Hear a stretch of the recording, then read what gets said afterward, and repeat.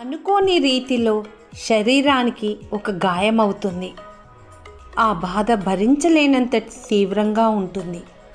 ఆ క్షణంలో ఏమీ తోచదు.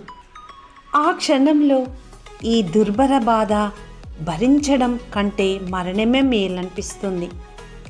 శరీరానికి ఆ గాయాన్ని మాన్పే సహజగుణం ఉండడం వలన కొన్ని రోజులకే తిరిగి సాధారణ జీవితం గడపడం సాధ్యపడుతుంది. కానీ మనసుకు గాయమైతే దానిని మాన్పగలిగే సహజగుణం మనసుకు లేదు. అక్కడే మన ప్రయత్నం అవసరమవుతుంది. ఒక అవమానం ఎదురైంది, వైఫల్యం ఎదురయ్యింది అని కలత చెందే సమయంలో ఆయా సంఘటన వల్ల మన దృక్పథాన్ని, ఆలోచన ధోరణి సవరించుకుంటే మనస్సు గాయపడకుండా జాగ్రత్త పడగలుగుతాము.